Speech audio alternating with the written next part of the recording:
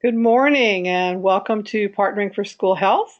Our presentation today will be on Farm to School. I'm Michelle Smith. I'm the State Coordinator for Action for Healthy Kids, and webinar is one of 4 that has been put together in cooperation with the Department of Agriculture, the Department of State Health Services, and Texas Education Agency to help schools support their coordinating school health efforts.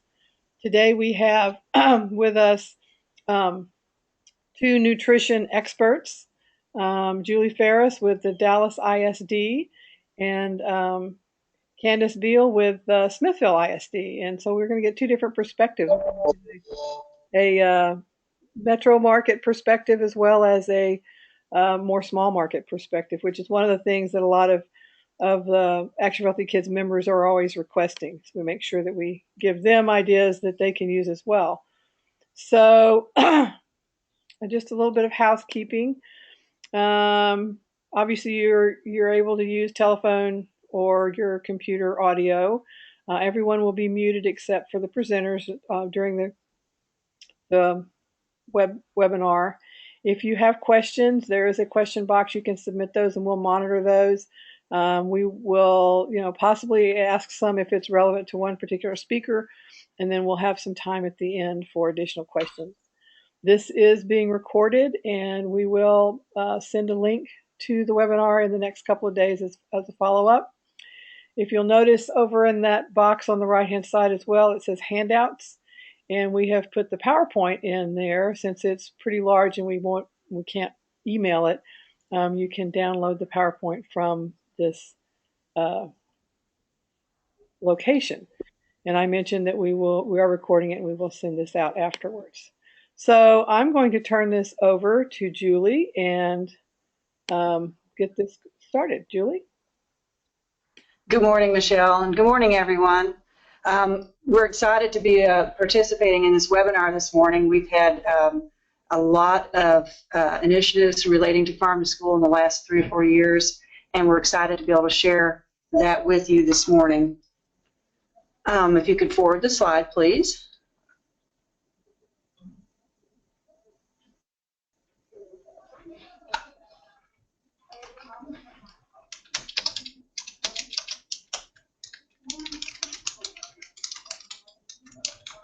Is it showing that the slide's been forwarded?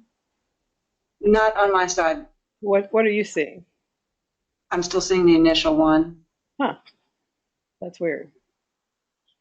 Because it's there. Okay, well, I'll go on. Hold on. I have a copy on my side. Do what? I have a copy on my side, so. Well, I'm just wondering if everybody's seeing what everybody else is seeing. So, is it there now?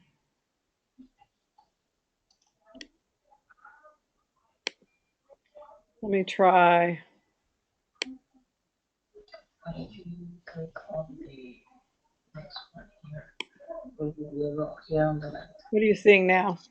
Okay, that's great. That's perfect. Is it there? Thank you. Yes, that's it. Okay. So, why did we decide to initiate farm to school projects? Well, there's 4 main reasons here. The Healthy Hunger Free Kids Act, trying to close the gap between food and farming, supporting our local farmers, and showing that today's generation will not outlive its parents. We know that too few children or adults eat enough fruits and vegetables, fresh fruits and vegetables on a daily basis. So the consumption of salty and fatty, high-calorie snacks is a problem too. But how do you shift eating habits to replace these low-nutrient snacking foods with higher nutrient fresh foods that are healthier for the kids? This is where we felt Farm to School could help us with that. It's proven that once children get to experience growing and eating fresh vegetables and fruits at school, then they're more likely to try it in the school lunch line. We also are able to get parents involved, and of course our community partners that help us feature and promote and source fresh local food items, and that's a great way to help improve healthy eating habits. Next slide, please. Thanks. So our goals were to encourage children to eat and enjoy fresh, nutritious food. You know, they can see it on the line and taste test it, but if they don't take it regularly and they're as part of the meal, then we're not achieving our goal. We wanted to engage children in educational activities that teach them where their food comes from. So there's a lot of students we found that did not know where milk came from or where an apple came from, and so we've been working on educational activities. We want to support local and regional food systems with federal dollars. Thankfully, Texas is one of the biggest agriculture states in the country, and so there's a lot of local farmers that we can work with to provide fresh fruits and vegetables. And then we already had some partnerships with organizations with similar goals, and this was a way to really work together on a common project. Next slide, please. Here's some benefits that we came up with for Farm to School that were talking points when we were talking with schools and community partners. And you can see these here, that taking advantage of peak growing seasons and introducing the children to a variety of products, increasing the quality and appeal of meals to increase participation. We wanted them to experience and enjoy the bounty of school gardens. School gardens get students outside into fresh air and sunshine, and that's a great added benefit. It provides a reliable outlet for producers, and I'll tell you of our first success story a little bit later. We connect with our community, our parents, and our partners. We have parents that come and assist with some of the gardens, and that's been a great relationship building event. And then, of course, building a network of like-minded individuals working towards improving child nutrition. We have found partners in the Dallas area that are doing similar initiatives on community gardening and we're finding ways where we can work together, even with our Dallas Independent School District Police Department, partnering with them to work on school gardens. So, next slide, please. So with so many options and choices for starting a school farm-to-school program, where do you start? There were a few things we had to decide as our starting points. Next slide, please. So first we had to define local. And of course, local, the definition is anything you want it to be. So we had to look at radius, county, region, or state. And sometimes it changes based on the season, product, or special events. But typically we use in our bid documents is the state of Texas as local.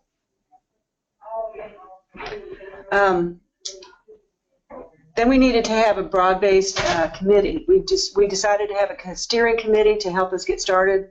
And as part of our implementation grant, we started with a committee with our produce distributor, a grant writer, and worked with them to, and the extension agency, we worked with them to help us define and decide on our goals and our first projects. Okay, so as I said earlier, we choose the products and items. We looked at what produce was in season each month, and we looked for ways to incorporate these into our menus and special taste tests.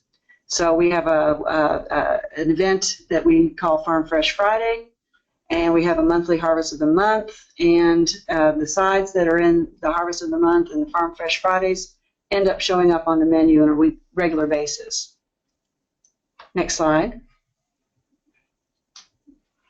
There we go. USDA is a great partner, and we look to them for everything from information that we could hand out to community members to their newsletters, and of course grants. And they're available for planning, implementing, and training to get your program started. And next slide. Training. We identified that a lot of our staff at the campuses were not that familiar with handling fresh fruits and vegetables, so we provide training every 2 weeks to staff members on how to prepare and store fresh fruits and vegetables. This is a crucial step to make sure that the quality and the freshness is consistent and standard across your district. And next slide.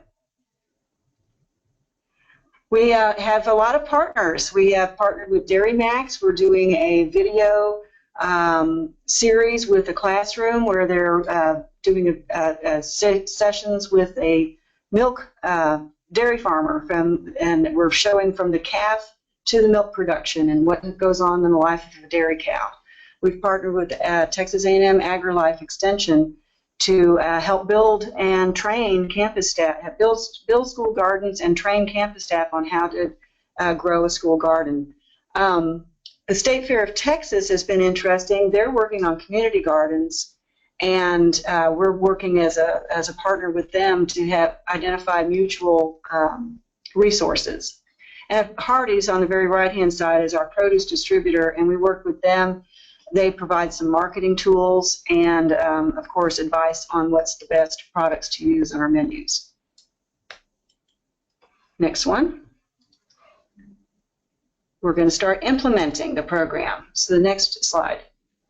The next slide will show our Harvest of the Month, where we feature locally grown in-season fruits and vegetables. We have educational information. We have a handout that the teachers can hand out and use with their students. And it has fun facts on it, snack ideas, a little nutrition 101, and a take-home activity. And then we also have stickers, taste tractors, and farmer trading cards. That's something we've become a little bit famous for, is our farmers that we purchase from, we have little farmer trading cards for them.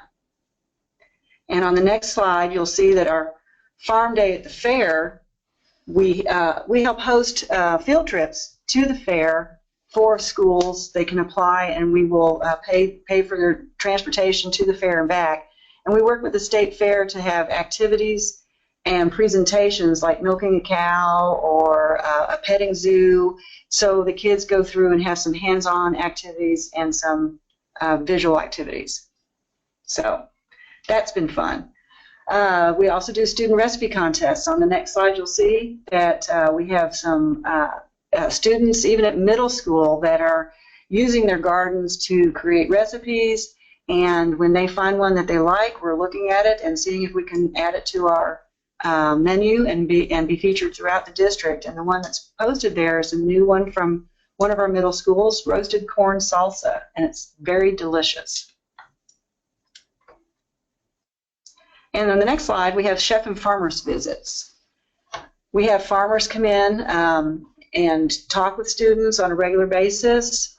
As I said, we're doing a video series with a farmer, and it helps to get the students involved in the food that they eat and the opportunities for culinary careers and farming careers. We have one farmer, Sides Pea Farm in Canton, that we've worked with. He was one of our first farmers to work with, and now he's growing extra quantities of black-eyed peas and field peas for our menus because our demand has increased. We also are working with corner stores. On the next slide, you'll see that we have an initiative to work with our corner stores to make sure that they have fresh fruits and vegetables in their stores, so that in the food deserts that we have in the Dallas area, families can actually access fresh fruits and vegetables. And then the next slide is a new event we're hosting this year in partnership with Medical City Children's Hospital, and it's Kids Teaching Kids. It's a 3-week healthy snack challenge, and at one of our elementary schools, we have some of our culinary students from a secondary school coming in to teach the kids how to make their snack each day for 3 weeks. And as you can see, we have great partners with Kroger, Fresh Point, Channel 5, one of our local TV stations, and of course the hospital is the host for the event. And then the next slide, integrating the school garden. As you can see, it's a great way to get the kids outside, involved in growing their foods, and they use it for classroom activities, everything from art to music. Teachers have used the garden, and of course the science teachers or whoever is hosting the garden integrates it into their curriculum. And then community involvement. Of course, in Dallas, we are we have a great access to a great number of community partners, and I have listed some that we have. We have a local group that does taste testing and afternoon snacks within our district. Of course, a food bank, hospitals, Texas Organic Farmers and Growers Association, Hardee's Produce, and Real School Gardens, to mention a few. We also have A&M Extension. So we have some really great partners in the area to work with. Okay, and then the Bloom, measuring and sharing our success. This has been interesting to see the growth of our local produce purchased. And on the next slide, you'll see a graph where we have tripled the amount of local produce purchased in 3 years. So that in itself is just amazing to me. That means that the kids are actually taking it and eating it and enjoying it, and we're buying more produce supporting our local farmers. So that's been a great benefit from the program. Of course, you want to tell your story. That's very important. You must tell your story. So we've been on TV, and we use our Twitter, and we use our Facebook to celebrate our successes and educate the community on what we're doing. And of course, we thank our key players and thank them for their support. So, in the next slide, sharing our story. You know, we'll be happy to have anybody call and come visit and come see our gardens and initiatives in action, and be happy to be a resource to anyone out there that's looking to start or expand your program. So finally, what's next? We are working on a school garden toolkit. So we can hand a kit to any teacher or campus in the district that's looking to start a school garden, and it'll walk them through the process of how to get that started and what curriculum can be used in that. So that's what we're doing in Dallas ISD. Thank you. Thanks so much, Julie. I think it's exciting to hear how effectively y'all have been able to implement a farm to school program and on all the wonderful things that you're doing. So keep it up, and we look forward to hearing more. Now I'm going to turn this over to Candace Biehle, and she's going to share what they've been doing in Smithville ISD. Hold on a minute, Candace. I need to unmute you. Okay.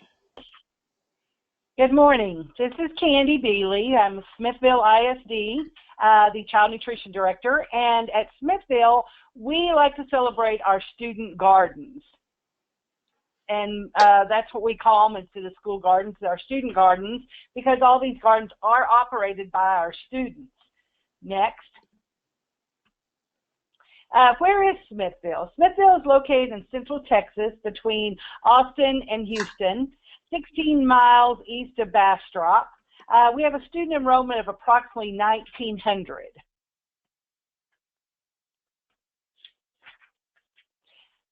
Student gardens. You know, Smithville currently has 4 student gardens. Each garden is operated differently. All these gardens are unique to themselves, and all the gardens are student maintained. All vegetables and the herbs grown are used. 95% of those are used in our school cafeterias. Our first garden was a garden in our elementary school. This was a garden that was the brainchild of our principal at the time, who came to me and asked, would you use produce from a garden if we grew it? And this was a big project of hers, and she was very excited about it. And we worked as a partner in getting this started, and that started back in 2011. She received a grant from Lowe's, and with that grant, they were able to provide us with money for the soil to get started, some of the plants, and then the community donated all the cinder blocks to make the raised gardens. And so all these beds are made with cinder blocks, and as I said, are donated by the community. When this garden started, we started with 3 raised beds and 1 sensory garden. And the 1 sensory garden was for the use by the students that were severely handicapped, and they would have an opportunity to be part of the garden. Next. These gardens, through also the principal, she wanted her student group to be involved in this garden. And so she created a student group called Junior Harvesters. And this garden is being raised by a student group. And the Junior Harvesters was formed to encourage the students to work in the garden and also to work with the plants and develop a love for the gardening. To be a junior harvester, a student must be 5th grade and apply for a spot in the group. Once the student is chosen, they must maintain passing grades and no discipline referrals. So this is a real plus for the student as well as for the school, and that helps a lot of students who maybe didn't have an outlet to really feel useful in ways of doing things, and the Junior Harvesters is a great way for them to do this. Next. And under adult supervision, these students work with the soil, they plant the vegetables and the herbs, and they harvest all the vegetables. You know, these students are responsible for taking these items to the cafeteria.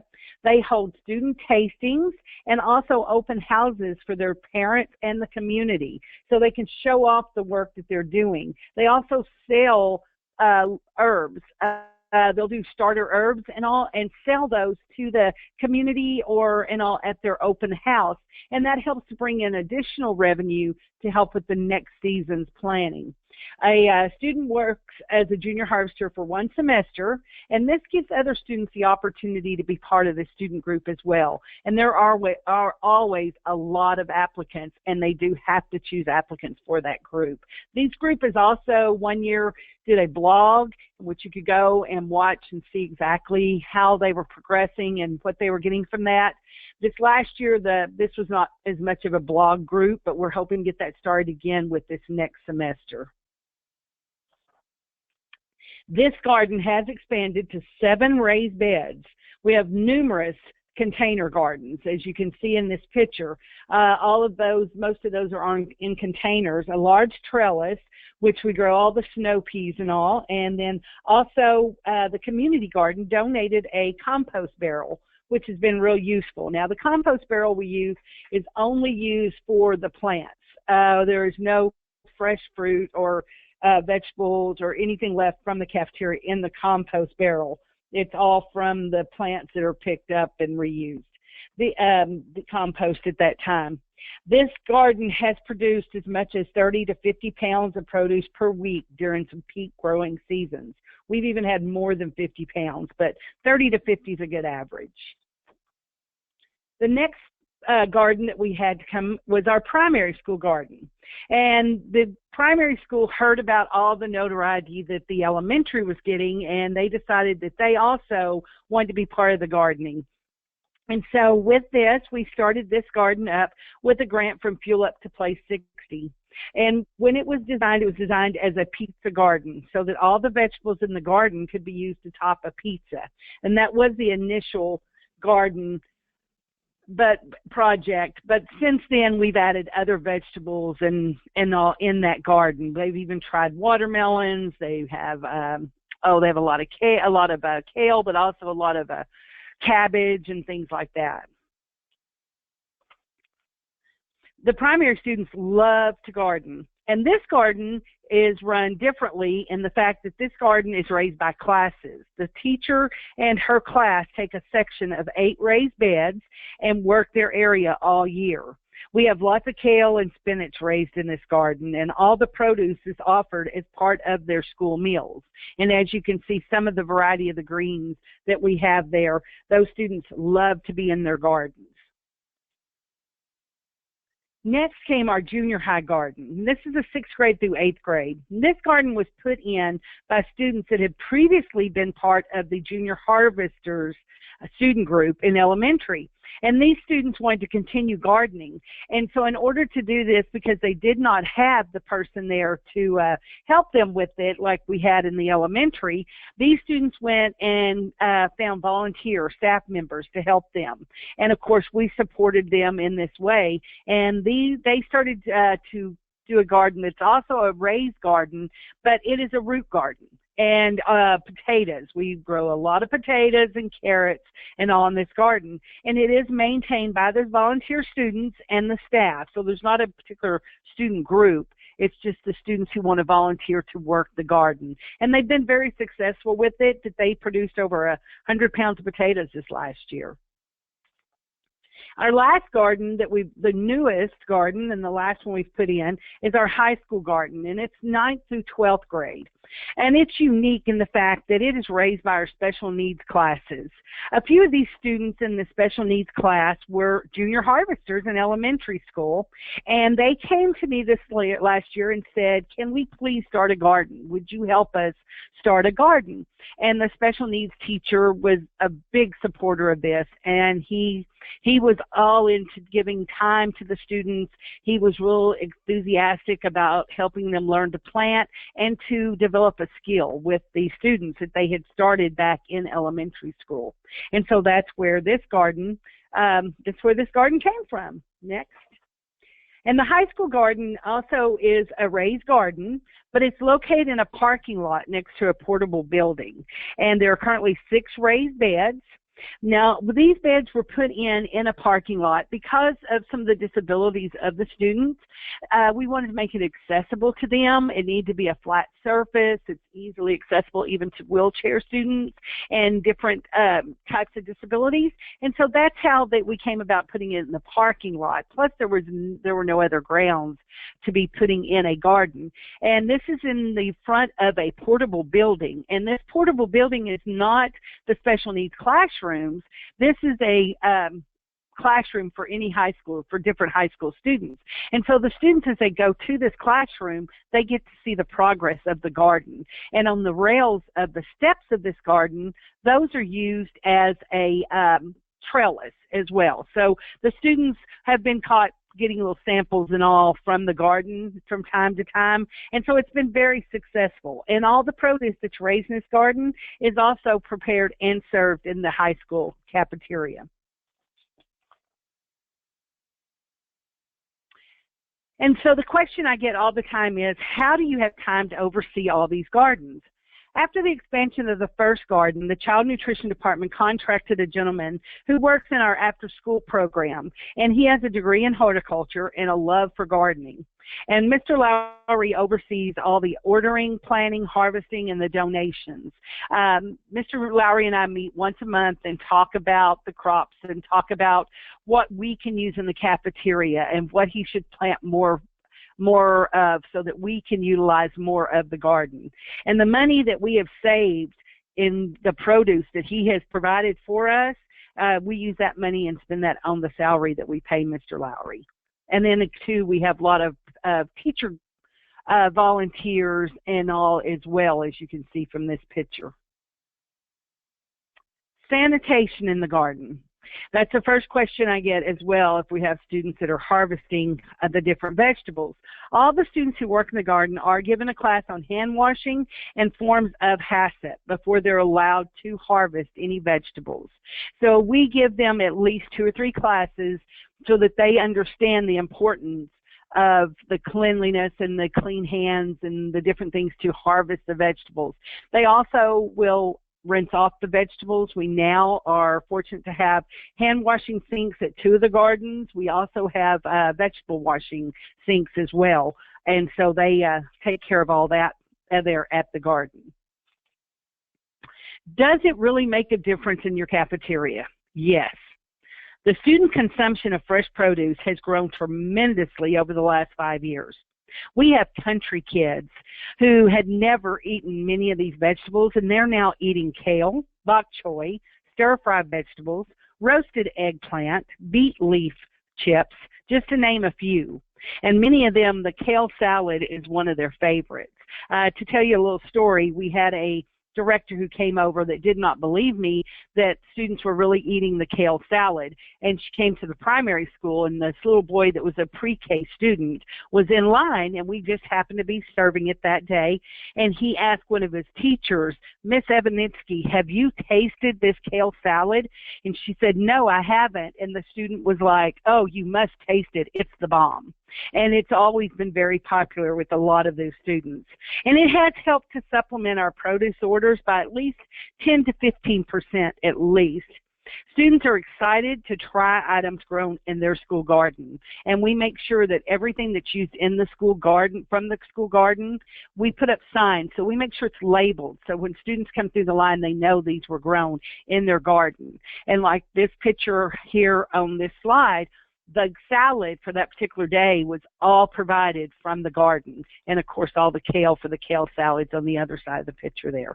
So we do use everything we can from the garden, and we do serve that, but we let the students know they grew that produce before we serve it. And then sometimes there is not enough. The harvest may be short, and so when it's short, what we do is we will purchase produce and then supplement it with the garden produce so that the students still get a taste of their garden. And 50% of the herbs that we use are now fresh from the garden because we try to raise as many herbs as possible to use in the kitchen as well. So you say, how do I begin?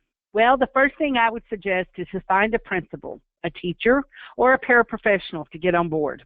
Even a community member or a retired master gardener. There are many master gardeners in your community that would love to come in and help. Find an unused location in your district. We've used the parking lot at the high school. Apply for grants. There are so many grants out there.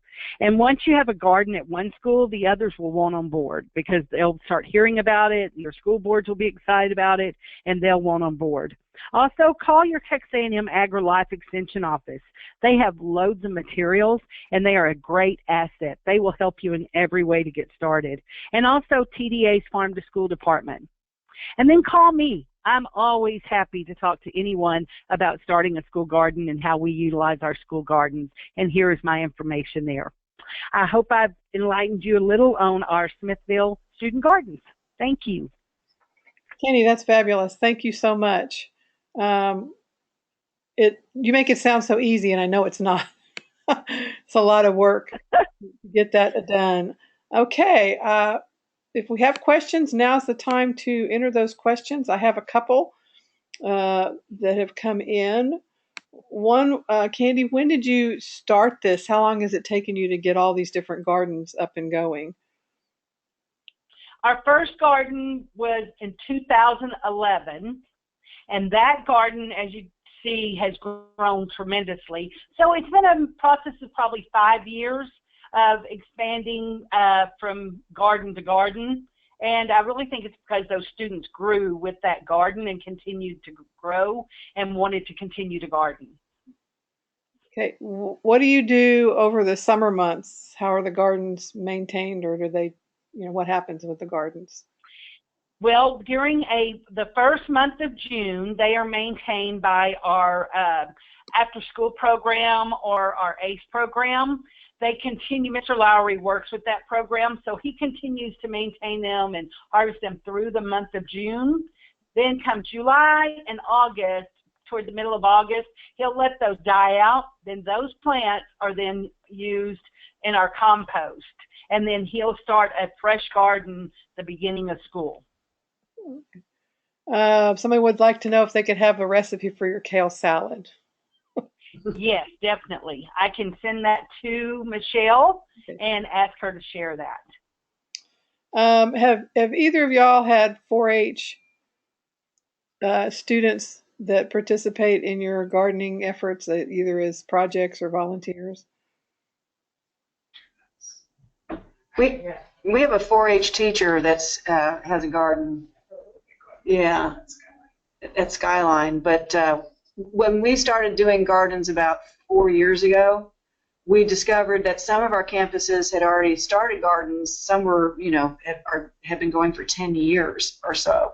So now one of our steps with doing the school, so you want to start a school garden kit, is identifying all the other gardens that are out there and finding a way for all of our garden sponsors to coordinate.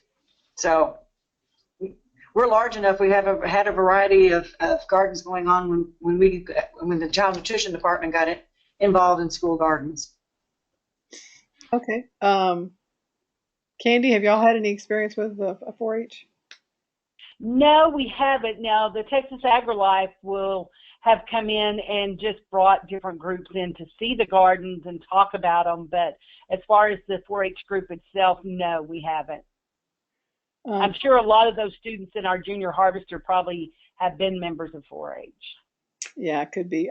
I can say in Austin, we've had gardens for quite a while, and we've worked with a local group called Sustainable Food Center, and they kind of put together a toolkit for the schools and our school administrators. They didn't mandate that every school have a garden, but they did recommend. So when you have the support from the school administrators, I think it helps the schools be more interested in doing it. Oh, tremendous. Yeah. Are there any resources that you have put together available online? For instance, the Harvest of the Month flyers and Kids Teaching Kids Healthy Snack Challenge. You can access the Kids Teaching Kids recipe book via their website. Yes, the Kids Teaching Kids recipe book is available through the through the hospital's website. And then ours, if you just contact us, we'll be happy to share with you. What type of plants did you use in the sensory garden? In the sensory garden, a lot of the herbs we used because of the smell. And then there were like rosemary, as you know, the herb, and it's a large rosemary plant, and just those that have different textures. So we basically just found the different textured plants with the different smells and different textures. Oh, that's cool. Julie, will you be willing to share the school garden toolkit that you're developing? Well, of course. So as soon as it's done, we'll share it. I'm sure we'll be promoting it, and maybe we can do another webinar on tools that different districts have, and we can participate in that one. That'd be good. Maybe you'll have it ready by Tassin. Yeah, we hope so. Okay. How did you make your gardens handicap accessible, specifically the sensory garden?